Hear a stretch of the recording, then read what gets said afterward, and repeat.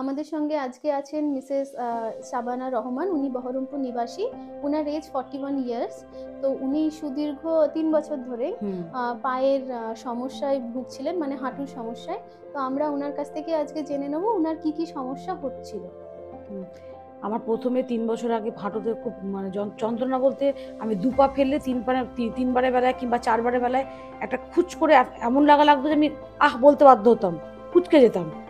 সেটা আমি ছবি টবি তুলে ডাক্তার দেখানোর পরে বললো যে ওখানে একটু ইঞ্জেকশন মানে আমার সেন্টিফিউজ মেশিনের ব্লাড নিয়ে 12 মিনিট রাখার পর এখানে পুশ করলে আমার ওখানকার যে ইনজুরিটা আছে সেটা আস্তে আস্তে সেরে উঠবে। তো আমি ওটাই করেছিলাম।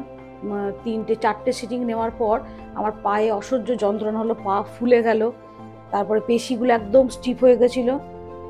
ওই ট্রিটমেন্টের পর আমি ওনার কাছে এলাম। উনি এখানে ফিজিওথেরাপির পরে আমার পা ফোলা একদম নর্মাল পা হলো, পা ফোলা কমে গেল, পাটা ভাঁজ হচ্ছিল না, সেটা ঠিক হলো।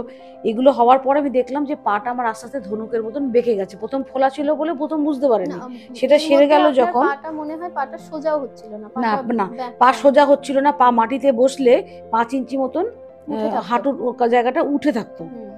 এগুলো ফিজিওথেরাপি করার পর আমার পাটা মাটিতে একদম লেভেল বসে গেছে, আমার পায়ের ফোলা নেই। তারপরে কথায় কথায় যে শক্ত হয়ে যায় পায়ের পেশি, এরকম করে ভাঁজ হতো না, এগুলোর কোনো সমস্যা নেই। তারপরে উনি বললেন ছবি তুলতে। আমি এক্স রে করে দেখলাম যে আমার এখানকার জয়েন্ট স্পেস একদম জিরো হয়ে গেছে, এই পায়ের জয়েন্ট স্পেস। কিন্তু আমি ভাবলাম বোধহয় আর হাঁটতে পারবো না। আমার এতটাই সিরিয়াস অবস্থা হয়েছিল যে আমি রুমের মধ্যেও অ্যাটাচ বাথরুমও যেতে পারতাম না। সিঁড়ি ভাঙা দূরের কথা, পাশের ঘরে যাওয়া দূরের কথা। তারপরে ধীরে ধীরে আমি এখানে ফিজিওথেরাপি করে আমার এগুলো কোনো ধরনের কোনো সমস্যা নেই। হাঁটুতে যে খুচখুচ করে লাগা সেটা তো নেই। আর এর মধ্যে দুটো সমস্যা ছিল। একটা ছিল আপনার হাঁটাটাও পরে একটু বেঁকে গেছিল, এরকম ধনুকের মতো খানিকটা, এবং আপনার হাঁটাটাও একটু দোলানো হাঁটা হচ্ছিল। তারপরে যখন আমার এগুলো ঠিক হলো তখন আমি দেখছি যে আমার হাঁটাটা অনেকটাই হাঁসের মতন, যেটা আমার আগে ছিল না। ঠিক পোলিওর মানুষরা যেমন হাঁটে সেরকম হাঁটা হয়ে গেছিল।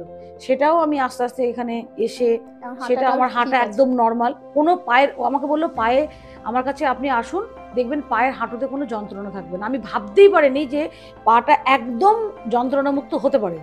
আমি ভাবছিলাম নিশ্চয়ই কোথাও না কোথাও একটুখানি হয়তো থাকবে, যে একটুখানি হলো আমি চালিয়ে নেব, কিন্তু আমার পাটাতে এখন একদম বিন্দু বিশেষে কোনো জায়গাতে কোনো যন্ত্রণা নেই। আমি একদম স্বাভাবিক জীবনযাপন, হাঁটা চলে একদম নর্মাল। এগুলো তো একদমই সব। পাটা যে ব্যাকা ছিল সেটাও আর নেই। আর এখন বেশ কিছুদিন হলো যেটা আমার মানে কথায় কথায় অল্প সময়ের মধ্যে আমার মাসেলগুলো শক্ত হয়ে যেত, পা ভাঁজ হতো না, ব্যথা হতো, সেগুলো আর কোনো সমস্যা নেই।